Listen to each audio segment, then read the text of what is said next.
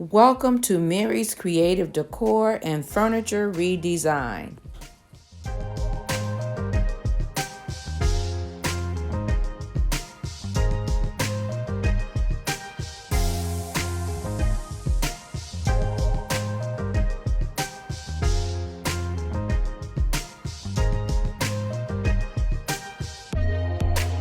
Take a look at the wood that I'll be using for today's project.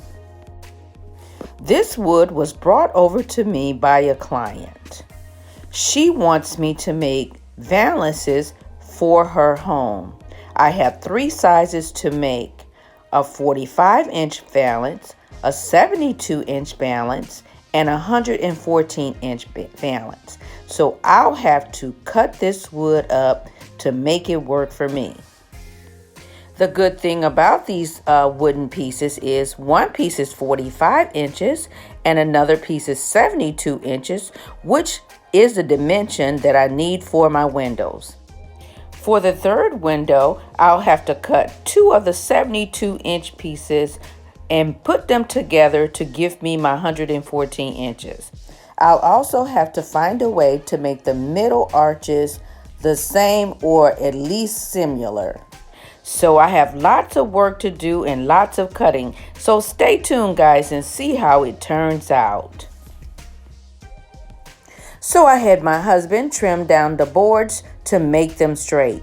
I'm doing this so that I could attach the straight board to the curved board to give me the desired thickness for my valance.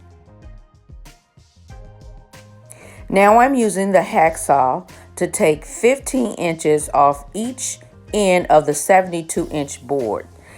I'm doing this so I can put the 2 together to have my 114 inches. When all my pieces have been cut, I'll take them inside to put the puzzles together. I am back inside. My pieces have been cut. So what I'm about to do is connect them. So I'm taking the regular piece, the arch piece, 72 inches that you see, and the 72-inch piece that we cut to a straight edge.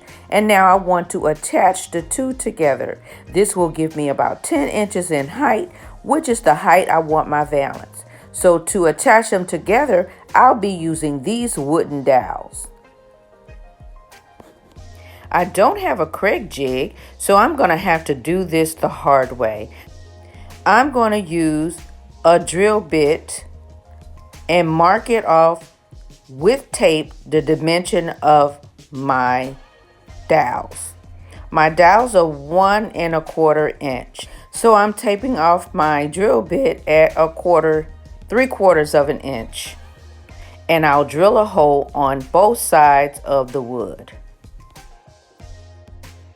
First, I'll need to find my center and make sure that same center is transferred to both pieces of wood.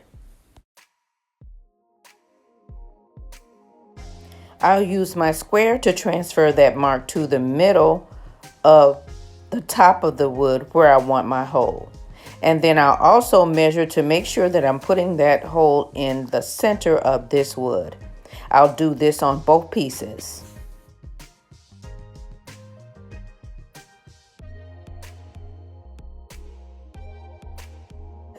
Now I'll drill my holes straight through the top of the wood. Using the tape that I put around the drill, marking 3/4 of an inch as my stopping point. I'll do this on both pieces.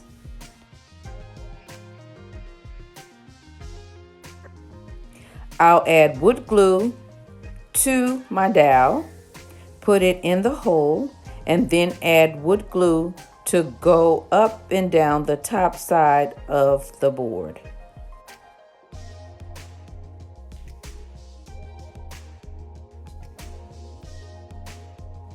Now it's time to put that wooden dowel inside the other piece to connect. I'll use my hammer to help me push them together.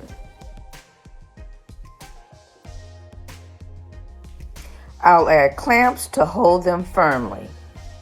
And I have 3 more to do.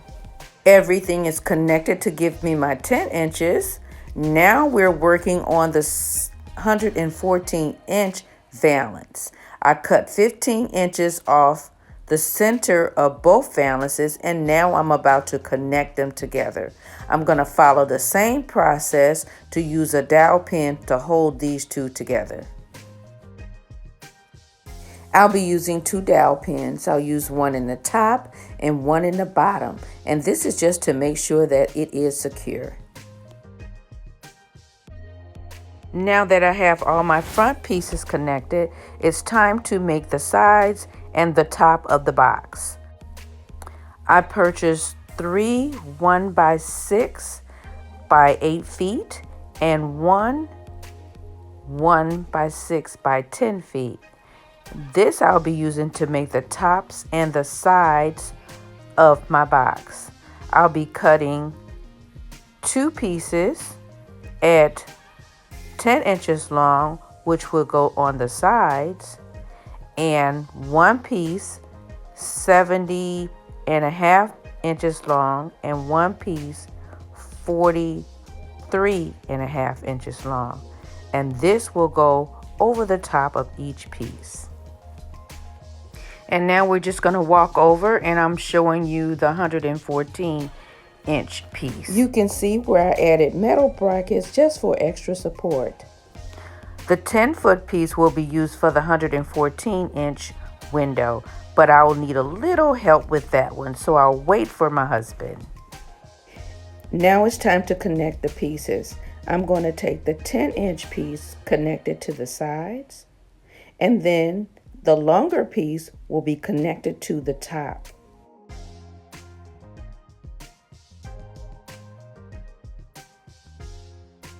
And here's a closer look at the 2 pieces that's been completed. This is the 72-inch piece. And here is the 45-inch piece. Now I will have to cut that point off. I have drawn a line as a guide to match the longer piece. I've changed locations, and now we're ready to do upholstery. As you can see, I've already straightened out the point that was on the bottom of my valance. And here is my 1-inch foam. It has already been cut to the right depth. Now I'm ready to place my valance on top. I will draw out the shape of the valance and then use my shears to cut it out. Now that I have my foam cut out, I'm going to use my Gorilla Heavy Duty Spray Adhesive to spray the foam and glue it to my valance.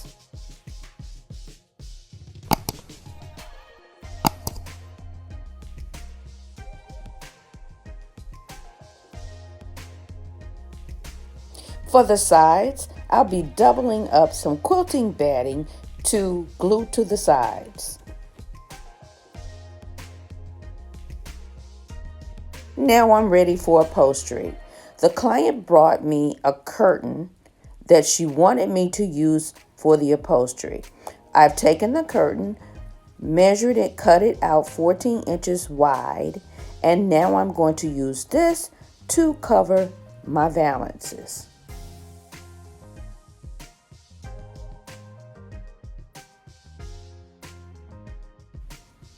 I want to make sure that there's enough fabrics on both sides so that it will be able to tuck under and around the back side. And I also want to make sure that it's even and have enough to fold under and over the top and the bottom.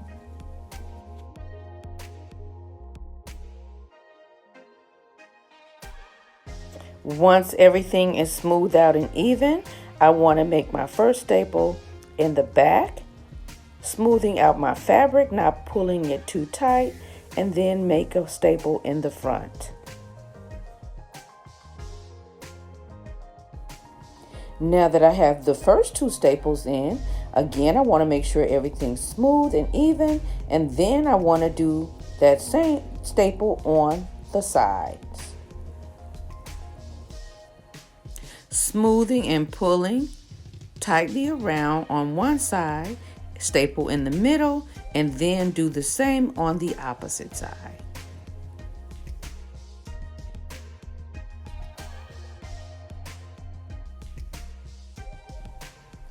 Now that I have my fabric in position, I'm making sure that I pull tight, fold down, and staple all along the top side of valance.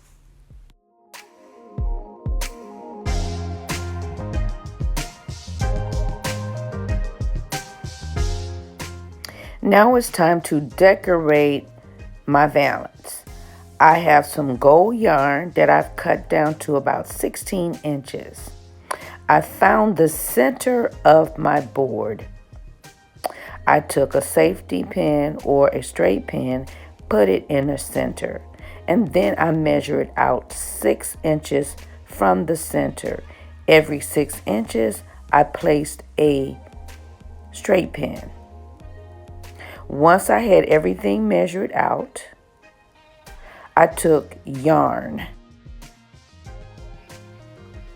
and I placed the yarn on the bottom side of the valance.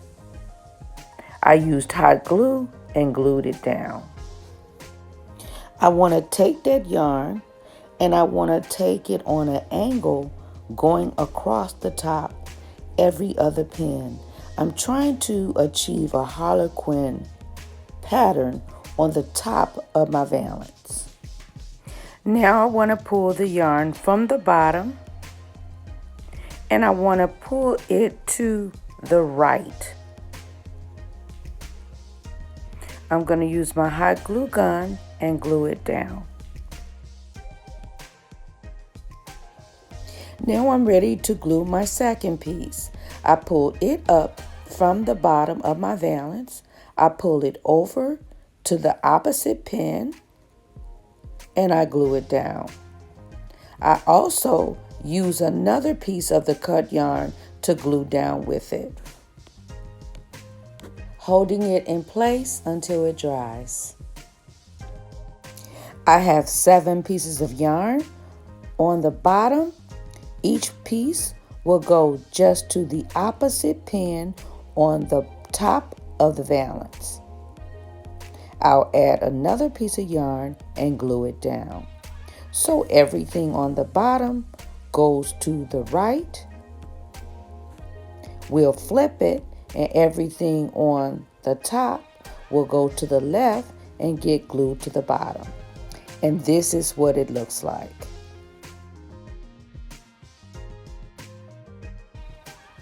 Now that all the yarns are glued on, I can remove all the pins from the corners. Everywhere there is a pin, there should be a piece of yarn. The next thing I want to do is add my decorative buttons. Now, when I purchased these buttons, I thought they were actually buttons, but they're flat. So since this is a sateen fabric, I have to figure out how I'm going to lay on these buttons. But here's a quick look at what it should look like. So here is my 72-inch valance. I'm ready to add the curve to the middle of the valance, like on the 45-inch piece. So I've cut out a piece of wood, found my middle on the board as well as the middle on the piece that I cut. I'm going to use this bracket to screw it down. I'm going to glue it and then screw it.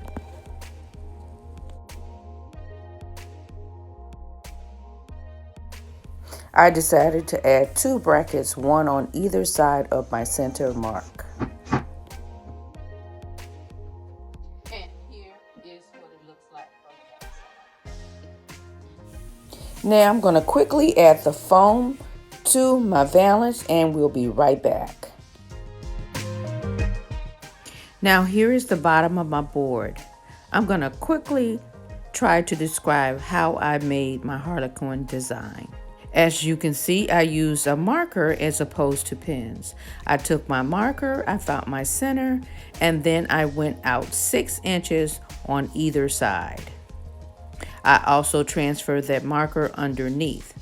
Now I'm going to take my yarn, which I've cut to 16-inch pieces, and I am going to glue that on the black marker on the bottom of my valance.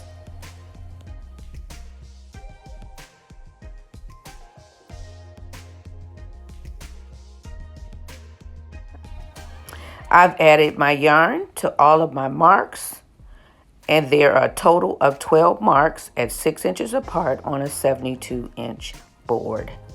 I'm turning my board right side up, moving my yarn out of the way, and now it's time to add my fabric. I will come back after my fabric is added, and I'll show you my next step. Okay, here we go. My fabric is added, and now we're going to start on the end. I'm going to take my first string, which is 6 inches in. Straight across is 6 inches, but we're not going to go to the 6-inch mark. We're going to go to the 12-inch mark. At the same time, I'll be adding a second string. At the bottom, I will glue both of those to the mark on the bottom of the board, while flipping that string to the top side of my board. And we're going to add a bead of glue on the underside to hold it down. So you can see what I'm doing. I'm going to flip my board to the top side. I'm going to pull my yarn out, and I'll continue pulling the yarn 6 inches to the right.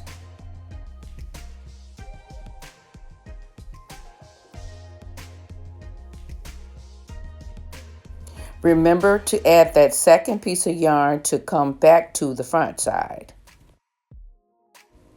Now that that's done, I'm going to fold down my corners, which I had not done until now. So I'll quickly fold them down, and I'll be ready to make that design. I've turned my valance around so you can see what I'm doing underneath. I'm pulling the rope from the top, going the opposite direction, and gluing it underneath.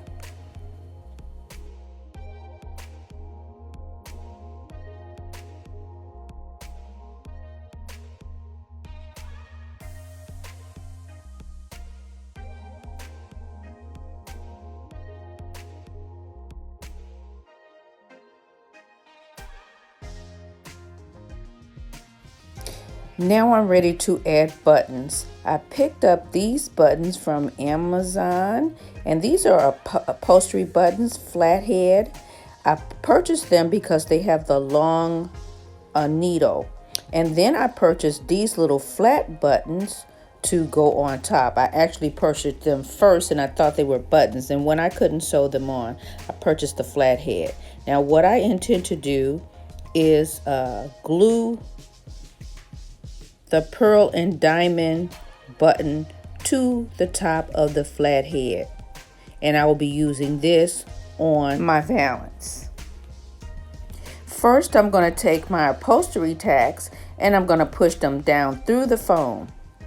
Once I have them in place, I'll use my hammer to nail them down.